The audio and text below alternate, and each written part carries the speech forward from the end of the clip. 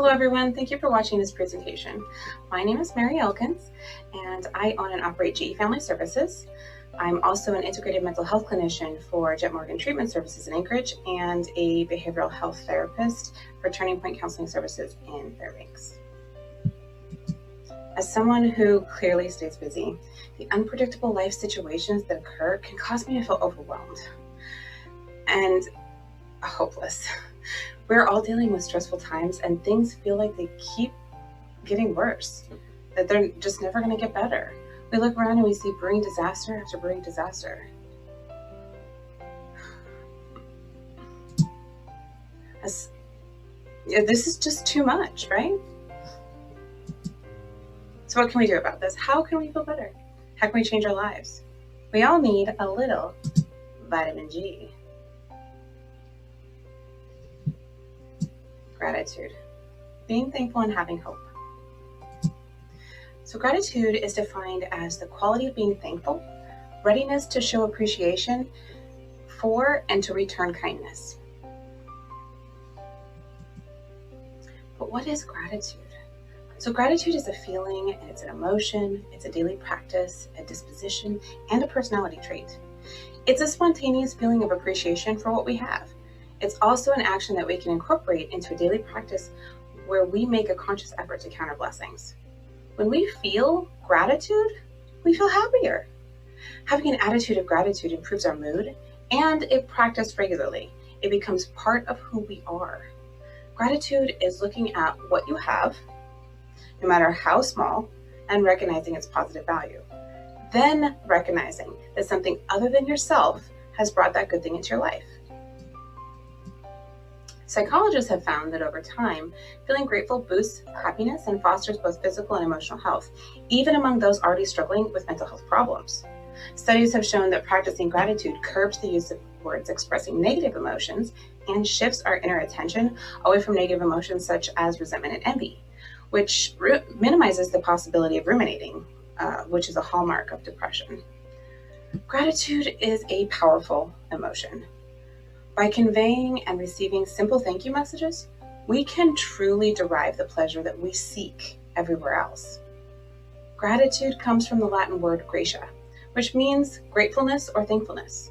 As noted earlier, in its simplest form, gratitude refers to a state of thankfulness or a state of being grateful. So Emily Fletcher, she founded this site, Ziva, at zivameditation.com. She is pretty well known for meditation, and I definitely recommend you take a look at it if you want to see that. But she mentioned in one of her publications that gratitude is a natural antidepressant. The effects of gratitude when practiced daily can be almost the same as medications. It produces a feeling of long-lasting happiness and contentment, the physiological basis of which lies at the neurotransmitter level. When we express gratitude and receive the same, our brain releases dopamine and serotonin.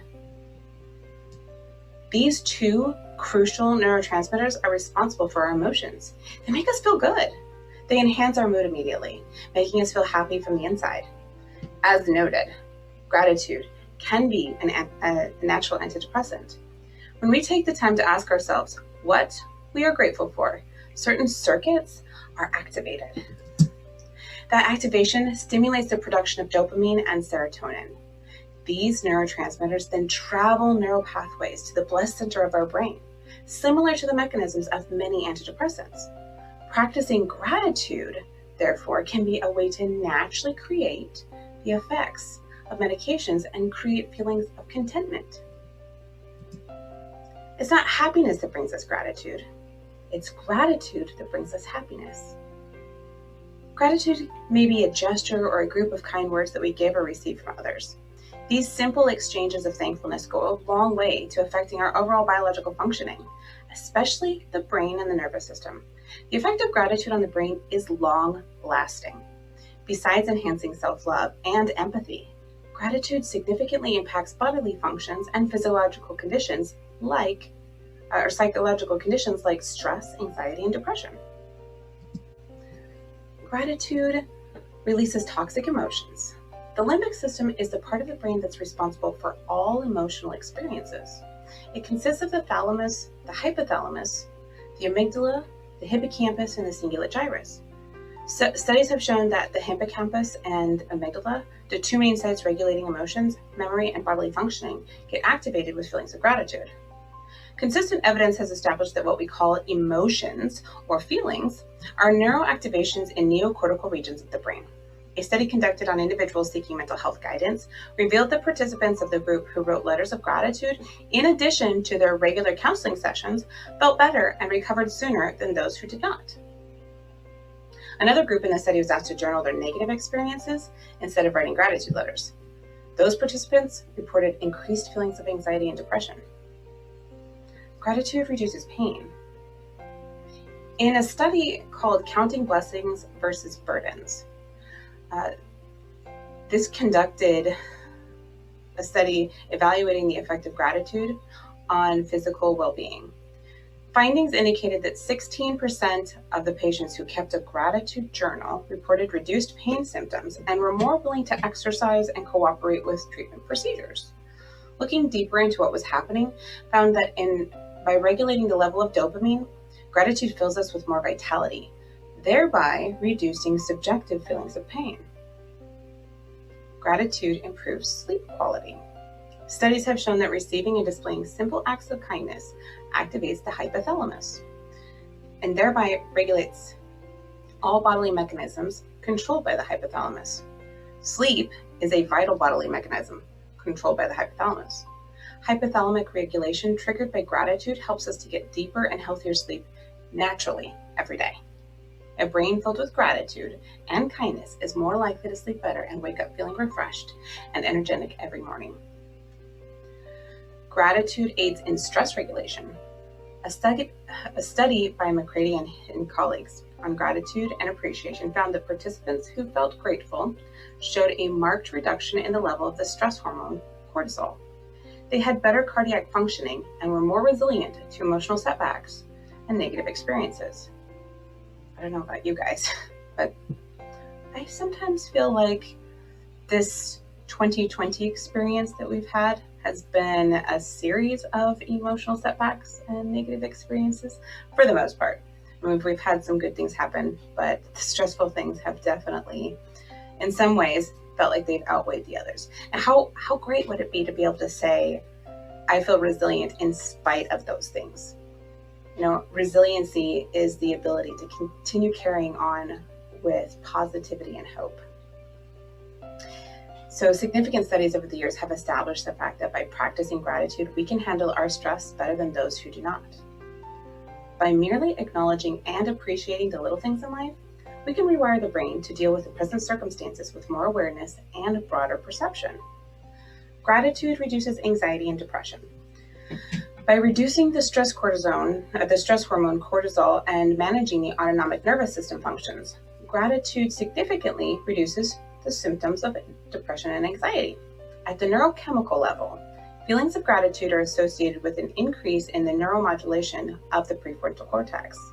That's right here behind your forehead.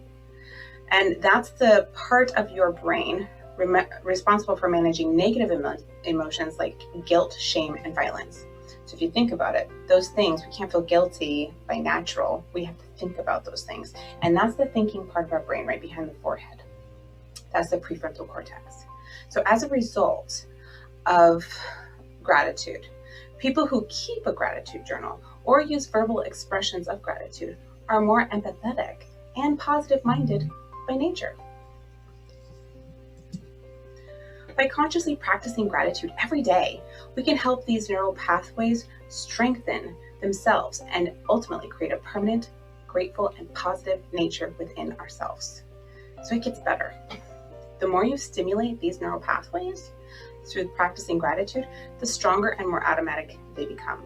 On a scientific level, this is an example of Hebb's law, which states neurons that fire together wire together. But it's also something that you can plainly see in everyday life.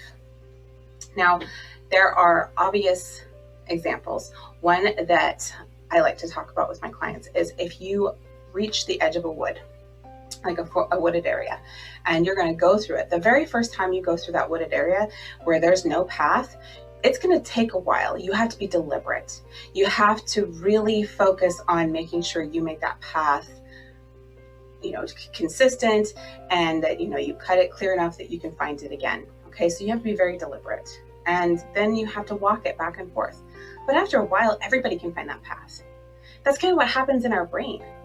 The more times that certain neural pathways are activated, the neurons firing together, the less effort it takes to stimulate the pathway the next time, neurons firing together. Because of this, where we put our focus becomes more powerful. If we're constantly looking at the negative and searching for problems, the neural pathways for negative thinking become stronger. However, practicing gratitude can shift our attention to look for what is going right instead of looking for problems to solve. Over time, this encourages our brains to be more consistently searching for constructive things in our life instead of the destructive ones, helping us water the flowers instead of the weeds. All right, so we talked about why we should practice gratitude. Now let's talk about how you do it. If deliberately practicing gratitude isn't familiar for you, here's how you start. Step 1, write it down.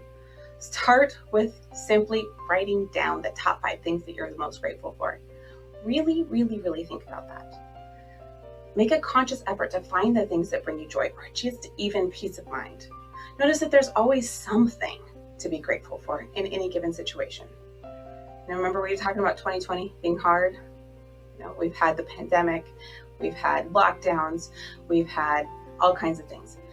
If we looked at all those negative things, you're right, we wouldn't be able to find anything positive. But some of us have been able to spend more time with our kids. Some of us have been able to spend more time with our pets. Some of us have been able to focus on housework. Some of us have taken a huge strides in our education because things are all accessed online. Yes, we've struggled, okay? I'm not gonna be, downplaying that, but the point is that we've had some positives. And each of you who is alive today had a positive today and a positive yesterday. You just gotta find it. You gotta look for it. So there's always something that gave you the reason to continue on. And if you had that reason, write that down. Because sometimes on really bad days, it's just the one thing. But on good days, we got lots of them. So write them down. Step 2, get into a routine. Challenge yourself to commit to this practice every day for the next 10 days. There are lots of ways you can do this. You can keep a journal by your bed, and each night take a minute to scan your day for everything that brought a smile to your face, big or small. You can keep a list on your phone and write things down as they happen. This could be a nice pick-me-up when you're feeling blue. Another option is to get an accountability partner and do a 5-minute check-in each week to read your list to each other. Not only would that be nice to have that accountability partner, wouldn't it be great to be able to every single week tell somebody what you're grateful for? Not only did you write it down, but now you're saying it. So it's like doubling that power in your brain, right? So another way that I love, and for people who don't like to handwrite or journal, this one I think is a lot of fun. Okay, so you take your phone and you can record yourself saying what you're grateful for. Sometimes it can be really easy to do it on Snapchat. Do it on your video camera. But however you do it, just do it. Make sure you download it back into your camera roll, and you can either upload it to YouTube on a private YouTube channel, or you can just keep it in your camera roll. Maybe put a folder that says gratitude. That way, when you're feeling blue, you could just go through it and play it and listen to all the wonderful things that you can be grateful for. And you have yourself reminding yourself why you are going on, why you are moving forward today. Those little things can really make the difference. So step 3, meditate. So there's a reason why meditators are stereotyped as bliss bunnies. Meditation is a tool to help us take out the mental trash. When we meditate, we make room in our headspace by getting rid of old stress. This makes it much easier to feel gratitude in our everyday lives and to rewire our brain so that finding the bliss becomes more instinctual. If you already have a meditation practice, you can use the few minutes after your practice as a time for gratitude. So if you're new to meditating, there is a simple meditation practice that I developed. Okay, so you find yourself in a comfortable seated position. Oftentimes when you're meditating, getting into comfortable seated positions or a laying down position can be really helpful. Our minds are going everywhere, our bodies are constantly moving, and maybe we feel like we're just ready to crawl out of our skin. But if we are able to just kind of settle down for a minute, sit comfortably or lay down comfortably, however you can get comfortable, you can just relax. Take a couple of breaths and see if you can make those breaths go deep into your belly to cause your belly to rise.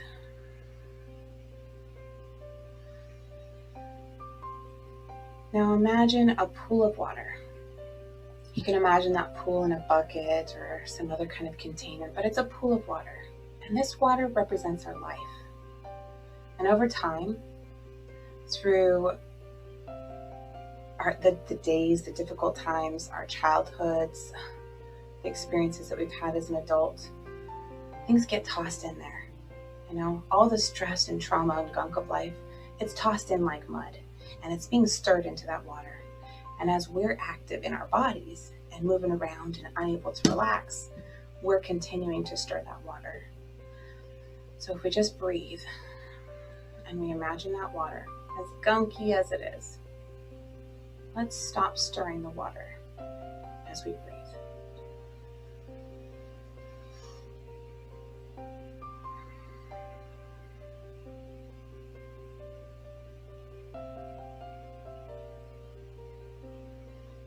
And as you take those deep belly breaths in and you release them slowly, you'll start to feel that you can stop stirring the water. You can let that water settle. And as the water settles in your mind, it becomes clear. The gunk, the stress, the trauma, all that mud settles to the bottom. And at the top becomes clear, clean, and blue. Keep watching this water and allow it to just bring you calm and peace. You can imagine being able to drink from this clean, clear water, or just watch it.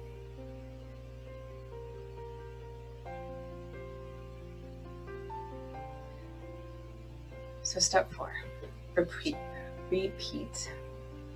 Gratitude is like going to the mental gym, strength training for your neural pathways, if you will.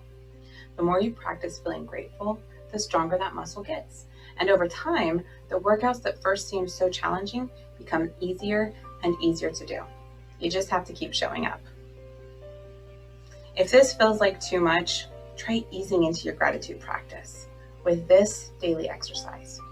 Every time your feet hit the floor, when you get out of bed, simply say, thank you.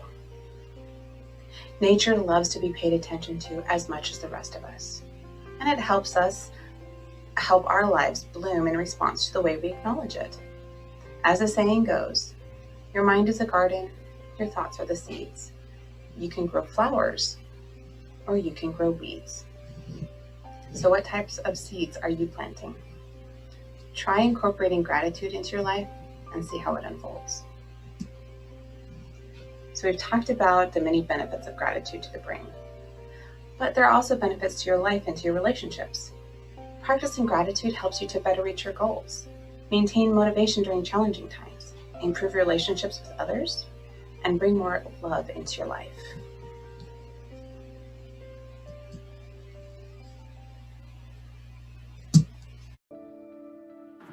One day, there was a crow that was flying through the forest, and he had an amazing life. He was completely satisfied with it until he flew by a lake and saw the most beautiful bird that he had ever seen, a swan. This swan is so white, he thought, and I'm so black.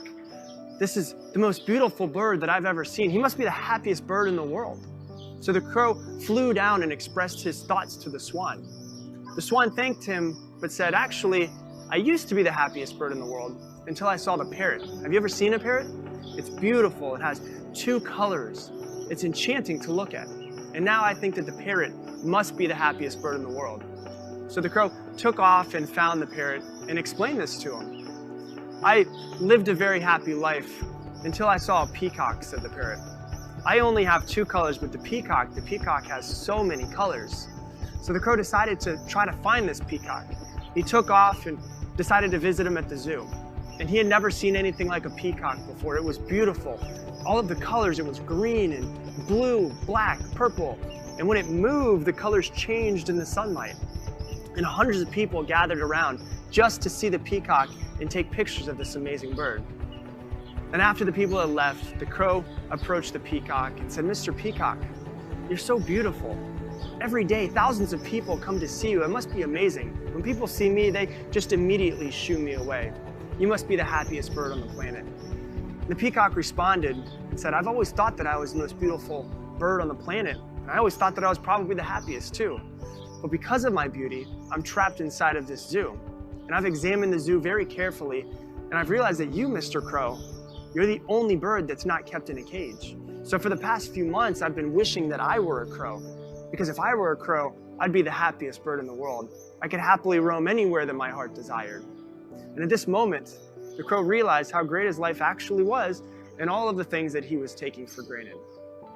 And although this is just a story about birds, I think it's exactly the way that we think, because what do? We scroll through social media and see other people's lives, and they always look so happy and they look so beautiful, and we wish that we could have the things that they have. And we make these unnecessary comparisons and don't appreciate and value what we have. And this vicious circle leads to so much unhappiness. Look, there's always someone who's going to look happier than you. There's always someone that's going to have more than you. But the happiest people in the world are not the ones who have everything. The happiest people in the world are the ones who are satisfied with everything that they already have. There are many benefits to gratitude journaling. A few benefits that people have noticed when practicing gratitude journaling in particular are gratitude journaling, like many gratitude practices, can lower stress levels. It can help you feel calmer, especially at night. Journaling can give you a new perspective on what is important to you and what you truly appreciate in your life. By noting what you're grateful for, you can gain clarity on what you want to have more of in your life and what you can do without. Gratitude journaling can help you find out and focus on what really matters to you. Keeping a gratitude journal also helps you to learn more about yourself and become more self-aware. Your gratitude journal is for your eyes only. So you can write anything you want to, and without feeling like you're going to be judged by others. On days when you're feeling blue, you can read through your gratitude journal to readjust your attitude and remember all the good things in your life. So this is something I mention to my clients all the time. Gratitude journaling is like disaster planning for your bad days. It's the toilet paper and hand sanitizer that you stocked before it was cool to panic buy.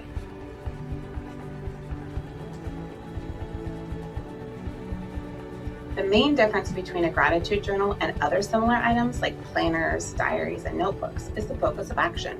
Gratitude journaling focuses on what you're grateful for. Filling out a planner focuses on what you need to do.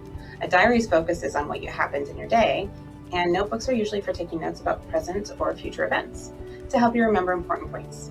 Each item has a place and a purpose, but for the most part, they're not interchangeable.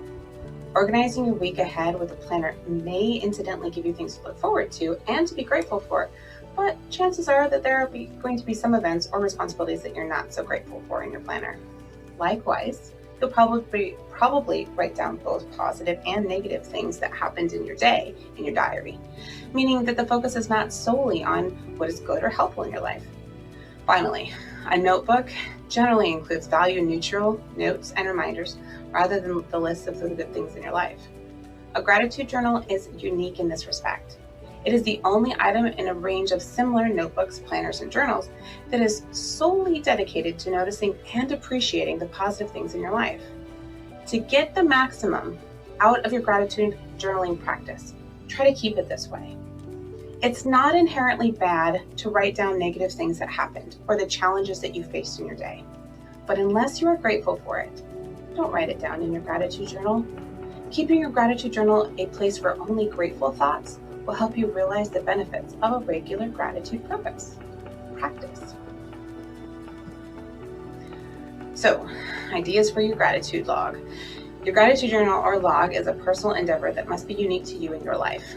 No one can tell you what makes the cut for you and your particular circumstances, but there are some suggestions to help you get going if you're struggling in the beginning. The following is going to be a list of 20 gratitude prompts that can get you writing about the things that you're grateful for. So if you're stuck at the start, at least a few of these prompts should be able to kickstart your gratitude creativity. So there's going to be 3 slides of lists, okay? I will hold on to the slide after they've all come for about 2 seconds so you can screenshot it. Feel free to go ahead and do that so you can have that list available anytime you want. List 5 small ways that you can share your gratitude today. Write about a person in your life that you're especially grateful for and why. What skills or abilities are you thankful to have? What is there about a challenge you're experiencing right now that you can be thankful for? How is where you are in life today different than a year ago, and what positive changes are you thankful for? What activities and hobbies would you miss if you were unable to do them? List 5 body parts that you're grateful for and why. Go ahead and screenshot if you'd like. What about the city you live in are you grateful for? What are you taking for granted about your day-to-day that you could be thankful for? List 5 people in your life that are hard to get along with and write at least 1 quality for each that you're grateful for. What materialistic items are you most grateful for? Write about the music that you are thankful to be able to listen to and why. Who has done something this week to help you to make your life easier, and how can you thank them? Go ahead and screenshot if you'd like. What foods or meals are you most thankful for? What elements of nature are you grateful for and why? What part of your morning routine are you most thankful for? Write a letter to someone who has positively impacted your life, however big or small. What's something you're grateful to have learned this week? When was the last time you laughed uncontrollably? Relive that memory. What aspects of your work environment are you thankful for? Go ahead and screenshot this screen as well.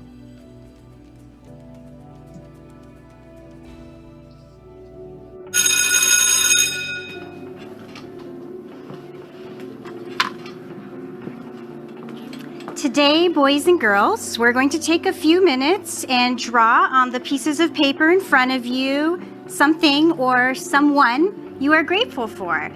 Taking the time for gratitude is so important for our peace of mind and our happiness. And it's a great way to remind ourselves how lucky we are for what we have and who we have in our lives. Afterwards, we're going to share what we've drawn with the rest of the class. Let's begin.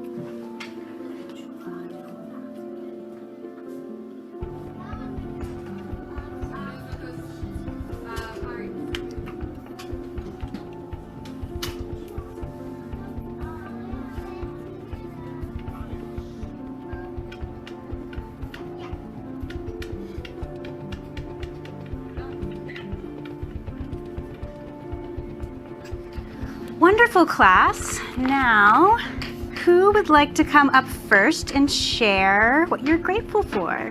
Me. Yes, Sarah, come on up. I'm thankful for trees because they give me oxygen. That's wonderful, Sarah. Thank you so much. Who would like to go next? I'll go. Jason, come on up. I know my parents because without them I wouldn't even be here. And also they help me with my homework and I love them. Chocolate. I'm grateful for chocolate. Okay, Rebecca. Thank you.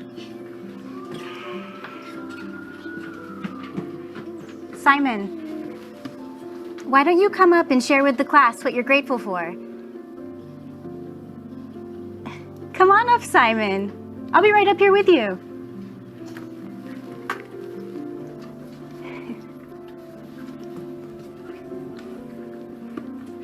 What are you grateful for, Simon?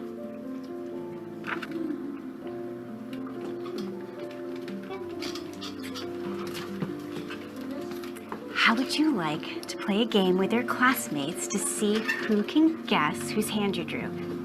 Would you like that? All right, class. Can anyone guess whose hand Simon drew? I think it's the hand of a policeman because they protect us and keep us safe. I think it's Simon's hand because he's grateful to have a hand. Is it the hand of God? It's your hand, Miss Sanders.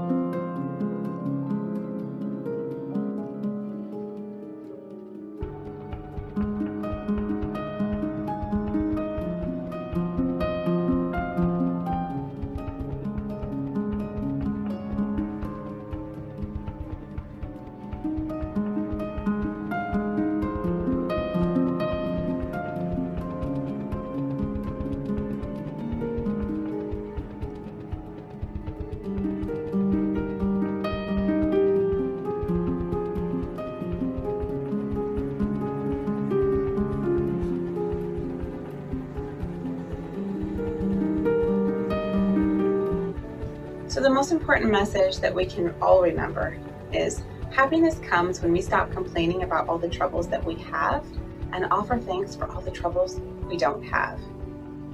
Thank you.